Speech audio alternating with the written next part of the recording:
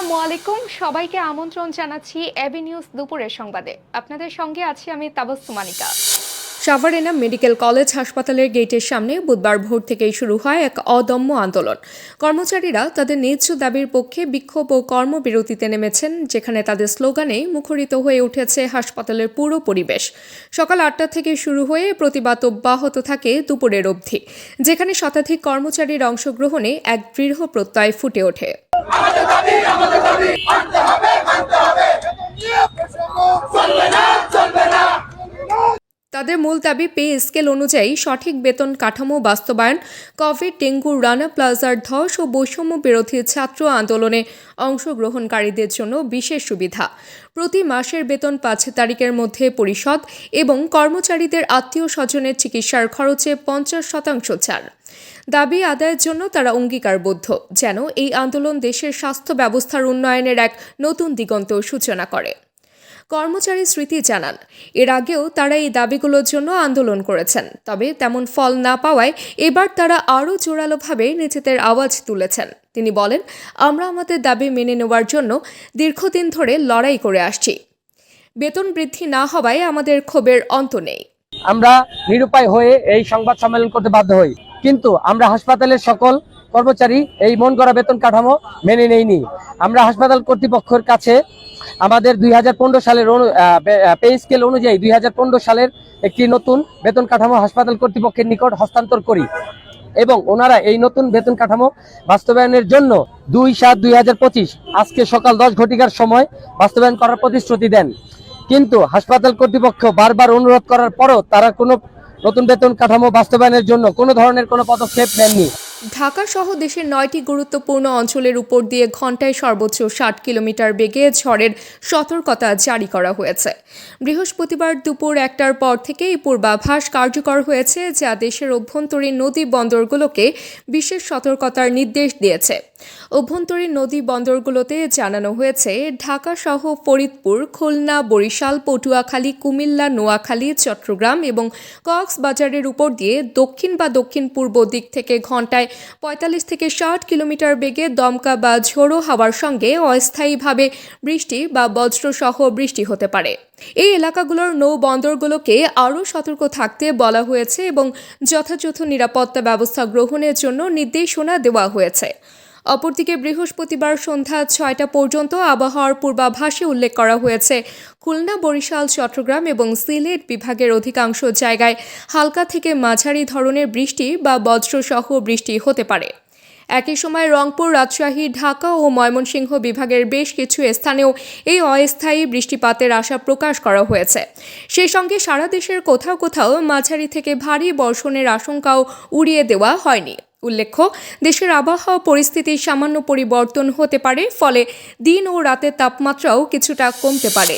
পশ্চিম ইউরোপের আকাশে ঝড়ের মতো চলেছে অগ্নিকাণ্ডের বিভীষিকা। তুরস্কের পশ্চিমাঞ্চলে দ্বিতীয় দিনের মতো চলছে ভয়ঙ্কর দাবানল।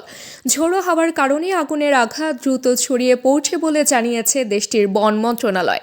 এই অগ্নিকাণ্ডের ফলে অন্তত 50,000 মানুষকে নিরাপদ স্থানে সরিয়ে নেওয়া হয়েছে।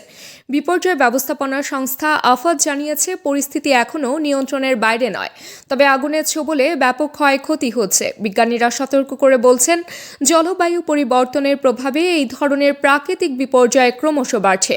ইউরোপীয় ইউনিয়নের আবহাওয়া পর্যবেক্ষণ সংস্থা কোপারনিকাস ক্লাইমেট চেঞ্জ সার্ভিস জানিয়েছে, জুন মাসে এ ধরনের তাপপ্রবাহের ঘটনা অপ্রত্যাশিত।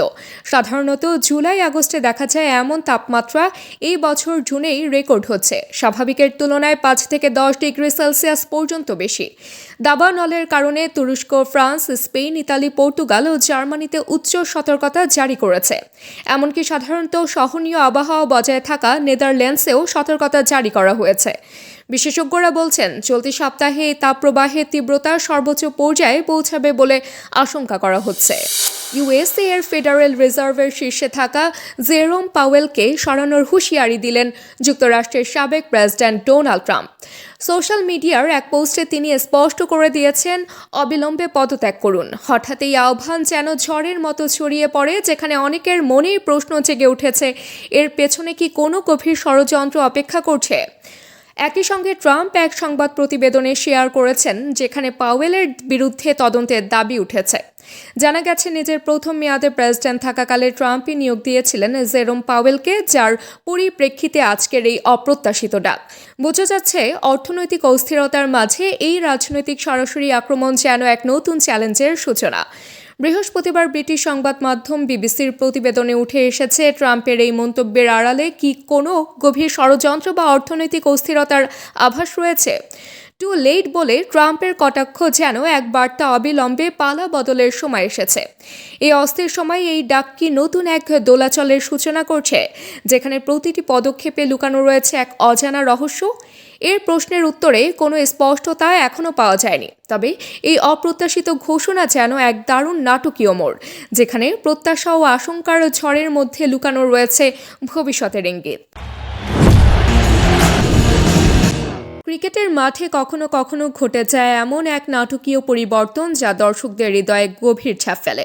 সে নাটকীয়তা যেন ম্যাচের মূল চরিত্র। শুরুতে বাংলাদেশের বোলাররা যেন এক নতুন দিগন্তের সূচনা করে দেন।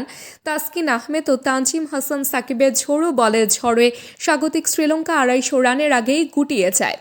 এরপর ব্যাট হাতে বাংলাদেশের দারুণ এক সূচনার দেখা মেলে। এক উইকেট হারানোর পর দলীয় শতকে স্পর্শ করে টাইগাররা, যেন স্বপ্নের নতুন দিক নির্দেশনা। কিন্তু এই উজ্জ্বল সূচনার পর হঠাৎ যেন সবকিছু ভেঙে পড়ল। একেবারে এক উইকেটে 100 থেকে 105-এ পৌঁছানোর পর বাংলাদেশের ব্যাটসম্যানরা একে একে সাজঘরে ফিরে যান। 6 জন ব্যাটার রান আউট বা অন্য কোনো কারণে ফিরে যাওয়ার সময় বাংলাদেশ মাত্র 50 ছুঁই রান যোগ করতে গিয়ে 7টি উইকেট হারিয়ে ফেলে।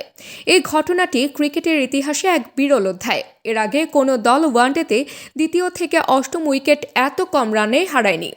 2020 সালে নেপালের বিরুদ্ধে 8 রানে শেষ হয়েছিল যুক্তরাষ্ট্রের ইনিংস। সে সময় তারা 23 থেকে 31, অর্থাৎ মাত্র 8 রানে ধসে গিয়েছিল। বাংলাদেশেও সেই অপ্রত্যাশিত রেকর্ডের সাক্ষী হয়ে গেল। একের পর এক ব্যর্থতা ছুঁয়ে যায় বাংলাদেশ দলের সম্ভাবনাকে। লিটন দাস, তামিম, তাওহিদ হৃদয়, মেহেদী হাসান মিরাজ, সাকিব ও তাসকিন সবার ব্যর্থতা যেন এক অসাধারণ নাটকের চূড়ান্ত পর্ব। দর্শক, এতক্ষণ আমাদের সঙ্গে থাকার জন্য ধন্যবাদ। আপনার প্রতিষ্ঠানের প্রচারের জন্য আস্থা রাখতে পারেন অ্যাবি নিউজে। যে কোনো বিজ্ঞাপন দিতে যোগাযোগ করুন স্ক্রিনে থাকা নাম্বার ও ইমেইলে। সর্বশেষ খবর পেতে চোখ রাখুন আমাদের ফেসবুক পেজ ও ইউটিউব চ্যানেলে। আমরা আছি ইনস্টাগ্রামেও। সেই সঙ্গে সবশেষ সংবাদ পেতে ভিজিট করুন আমাদের ওয়েবসাইট www.abnewsinternational.com-এ।